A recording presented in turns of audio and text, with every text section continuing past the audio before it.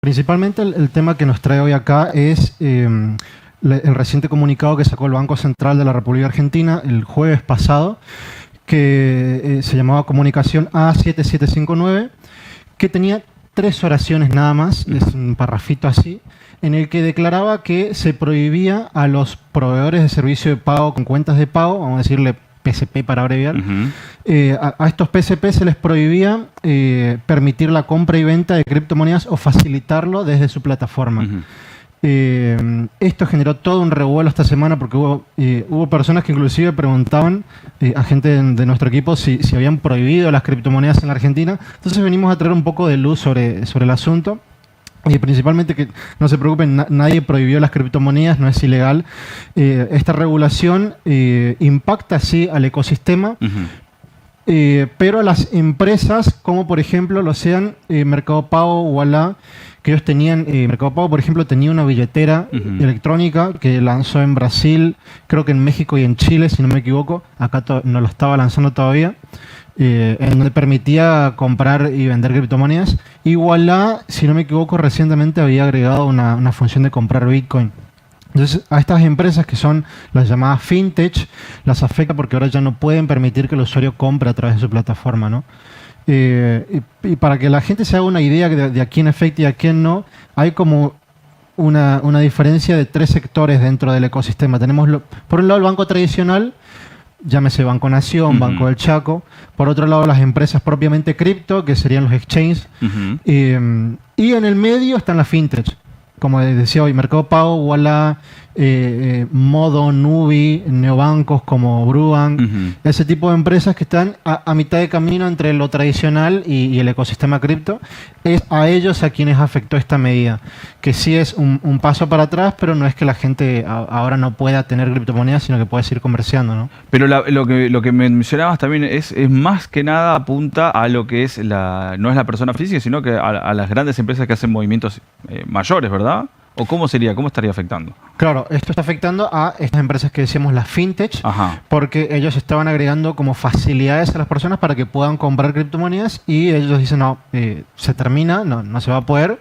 En cambio, no pueden afectar directamente a las empresas que son exchanges, porque no son proveedores de servicio de pago con cuentas de pago como lo son estas fintech. Entonces, marcas como por ejemplo Velo, Igualá, que son algunas de las más conocidas argentinas, no estarían afectados, también en parte porque estas empresas están radicadas en El Salvador, justamente para no ser afectados por el desastre regulatorio que tenemos en Argentina, que aún está en construcción, ¿no? Todavía no está bien definido todo.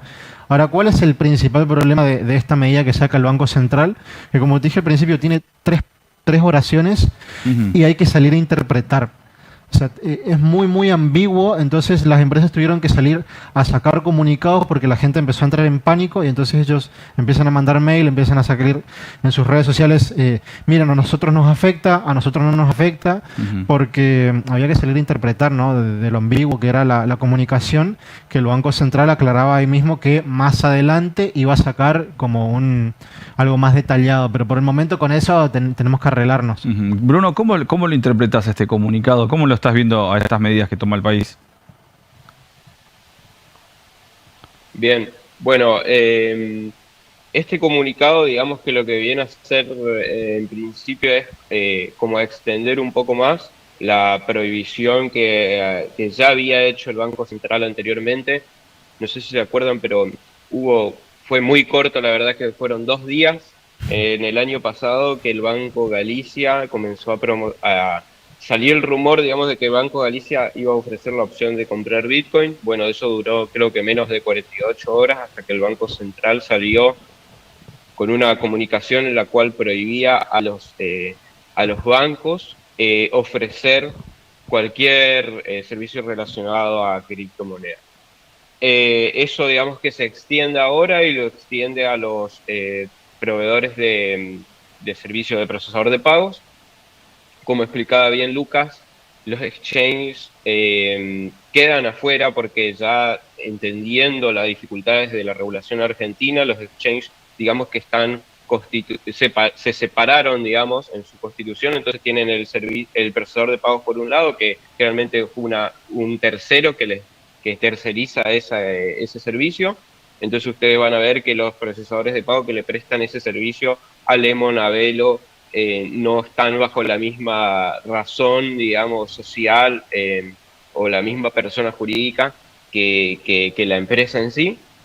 Y entonces estos exchanges tienen como su custodia también separada de quien hace el procesamiento de los pagos, y la custodia la tienen, como decía Lucas, afuera, en países como El Salvador, Reino Unido, depende, digamos, de cada uno de los exchanges. Entonces, digamos que hoy en día las empresas que decidieron meterse en algo relacionado a cripto no son tampoco tan ilusas, digamos, saben lo que es la regulación argentina y en cierta forma fueron previendo la falta, digamos, de claridad legal que hay en el país. Esto es un problema, sin duda. ¿Por qué? Porque quien quiere meterse, digamos, en esta industria tiene que estar pensando, digamos, en todas estas maneras, en lugar de simplemente montar, digamos, su empresa y prestar un servicio y tratar de satisfacer la necesidad de los consumidores. Tiene que estar rebuscando, digamos, y dándole la vuelta a cómo forma la estructura jurídica para no quedar atrapado el día de mañana cuando todas estas cosas van cambiando, ¿no? Pero bueno, principalmente el problema en la Argentina es que la regulación no es clara, digamos, o sea, hasta en un sentido como muy negativo. Si existiera una comunicación que diga que se prohíbe a todos, a cualquier empresa, ofrecer un servicio relacionado a cripto, sería más claro que digamos, la situación en la que está hoy, o sea, continuamente los casos, digamos, de distintas industrias van quedando como en limbos o zonas grises, en las cuales no hay una interpretación clara y no está descrito, digamos, no está descrito taxativamente de que algo está prohibido o no, digamos. Pero bueno, por el momento, como decía Lucas, no afecta en nada más a los usuarios actuales de estos exchanges locales. Sí, obviamente es muy malo para la situación, digamos, de las inversiones futuras en la industria. Como dijo hoy Lucas, Mercado Pago ya comenzó a aceptar criptomonedas en lo que es Brasil y no lo hizo en Argentina porque obviamente entiende todo esto, entonces directamente nunca lo lanzó en la Argentina.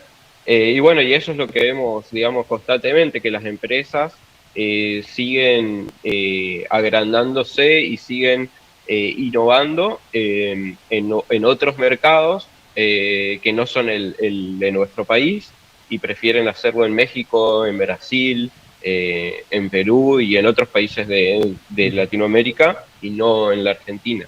Ahora, la Cámara Argentina de FinTech, inmediatamente después de darse a conocer esta normativa que publicó el Banco Central, emitió un comunicado y manifestó su preocupación y la alerta por lo que estaba ocurriendo. ¿Se cree que podría llegar a pasar algo, tomar alguna medida? Mencionabas, ¿no? Porque si el funcionamiento es más óptimo en otros países, como decías, Bruno, Brasil, México y demás, que no sería ni negocio estar en el país.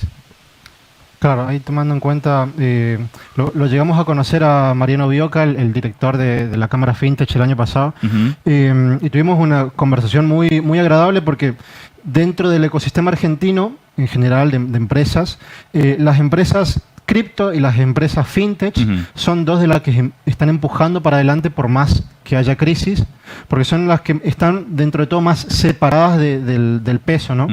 Y son dos grandes en la producción del talento cripto, del talento tecnológico que tenemos en Argentina, que tenemos un montón.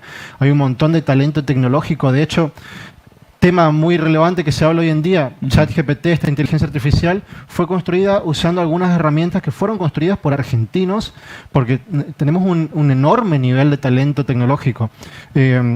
Dicho sea de paso, acá mismo en Resistencia Chaco, este fin de semana se está por hacer el Startup Weekend, viernes, sábado, domingo, que va a ser 3 días en el que hay 300 personas inscriptas que van a participar de una convocatoria en la que hay que construir startups en 54 horas, que va a estar muy, muy copado. Lo está llevando adelante el Instituto Chaqueño de Ciencia y Tecnología de Información, y con una muy buena convocatoria.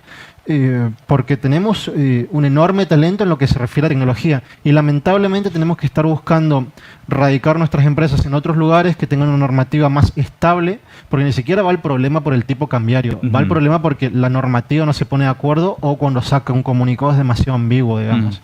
Y eso impide que las empresas se puedan asentar y generar puestos de trabajo para estas personas que tenemos tantas y exportamos, terminamos exportando talento porque deciden irse a otros lados a proveer o trabajar a distancia porque acá no podemos hacerlo, digamos. Y es un enorme problema para nosotros. Ahora, ¿qué pasa? Yo quiero entender también qué va a pasar con las personas que a través de estas billeteras, de estas wallets, compraron sus bitcoins. Me imagino que ellos son los primeros que se fueron contactando, haciendo las consultas. ¿Qué va a pasar con mis bitcoins? ¿En dónde o qué seguridad tengo, no? Eso me imagino, Bruno. Sí, en cualquiera de estos procesadores de pagos que ya hayan estado ofreciendo, digamos, los servicios con criptomonedas, bueno, seguramente lo lógico en estos casos es que establezcan un tiempo en el cual se redimen, digamos, y se convierten, digamos, todos los activos que pudieran tener por pesos, digamos, por moneda de curso legal, y se le devuelve los fondos a la gente, o pueden retirar incluso sus criptomonedas. Como decía Lucas, no es el caso de la mayoría, digamos, de los servicios. Sí es un desaliento a estos procesadores de pagos que estaban buscando incorporarlos. Y acá algo para agregar es, como yo me tomo, digamos, que parte de todo esto, es esta ambigüedad, digamos, y esta poca claridad en cuanto a la legislación de parte del gobierno. Creo que puede venir por un lado de que no es algo específicamente que el gobierno esté buscando hacer, lo de regular al ecosistema cripto, pero según lo que había trascendido el año pasado, cuando el gobierno renegocia, digamos, el acuerdo con el Fondo Monetario Internacional, una de las cláusulas que pedía el Fondo Monetario era que se desaliente el crecimiento y la utilización de criptomonedas en la Argentina. Entonces, por ahí yo lo interpreto como que estas normativas poco claras, que no terminan por ahí afectando directamente a nadie, pero sí crean un clima de incertidumbre, y bueno, y todo esto son más por ahí una señal al FMI de que no se está alentando el uso de criptomonedas y del crecimiento de las criptomonedas en el país, más que una intención verdadera de parte del gobierno de querer prohibirlas, digamos, o regularlas. Ya en muchos titulares ya se está leyendo lo que es el cepo cripto. ¿Consideran ustedes que son los expertos que estamos hablando ya de un cepo cripto o de lo que podría ser?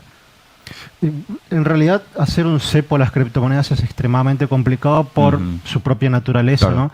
Lo que sí pueden hacer es desincentivar su uso, como están tratando de hacer, siguiendo esto que decía Bruno, de seguir con el lineamiento que baja desde el Fondo Monetario Internacional.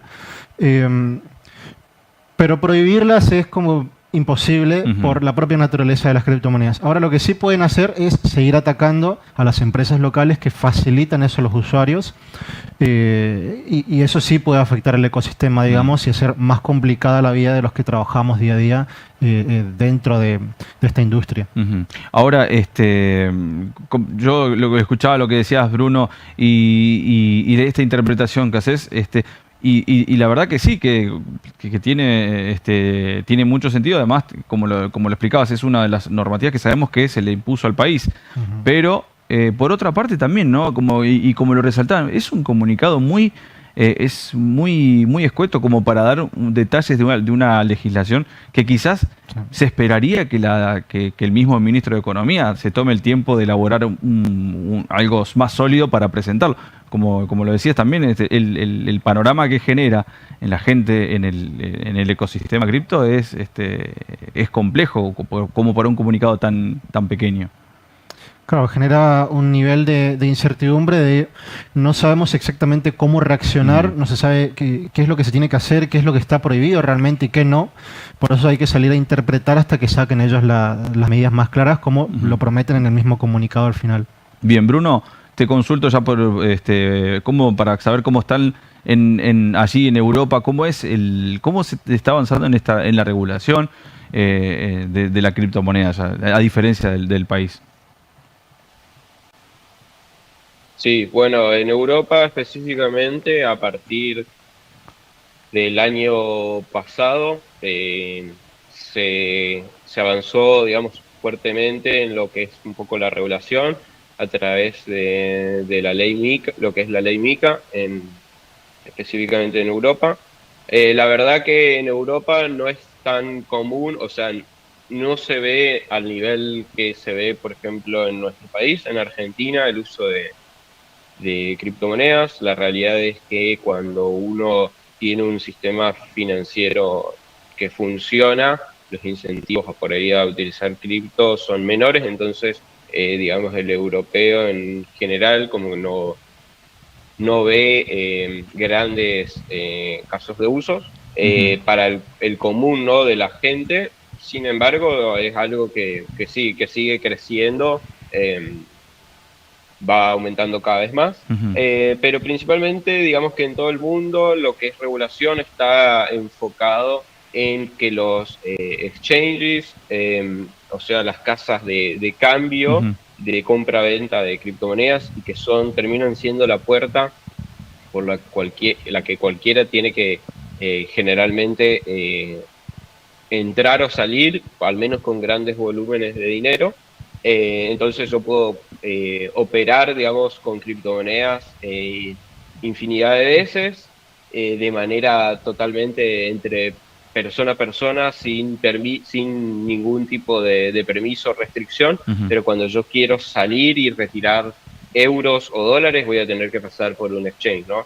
Y lo mismo cuando quiero entrar. Entonces el foco, digamos, en el resto del mundo está como en regular eso, la entrada y salida a estos exchanges, y a impedirles que sean lo suficientemente cuidadosos, digamos, o que busquen con que sus clientes cumplan con los requisitos a la hora de abrir una cuenta y todo esto. Esto es lo que se llama generalmente el compliance, Ujú. y lo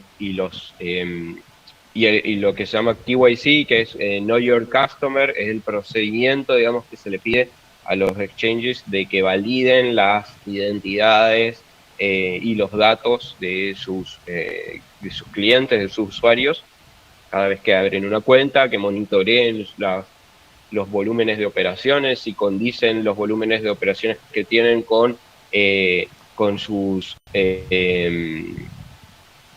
con su documentación Ujú. respaldatoria de sus ingresos, digamos. O sea, por ejemplo, ¿no?, tal como lo hace un banco, ¿no? Si yo soy monotributista y yo empiezo a mover millones de dólares, al banco le salta una alarma y el banco informa, digamos, a los organismos correspondientes. Entonces, bueno, la legislación y la regulación del resto del mundo va por ese lado, va por el lado de que los exchanges comiencen a tener los mismos controles o más capaz que un banco comercial tradicional. Eh, y bueno, y obviamente también fines recaudatorios, ¿no? Ujú. Sabemos que es un mercado que mueve billones de dólares y va a seguir moviendo cada vez más. Entonces hay un incentivo muy grande por parte de todos los estados de recaudar, digamos. Ujú. Acá Entonces no, ya digamos que no va más por el lado de la prohibición, sino de cómo evito que sea utilizado para actividades ilegales y cómo recaudo impositivamente por el uso, digamos.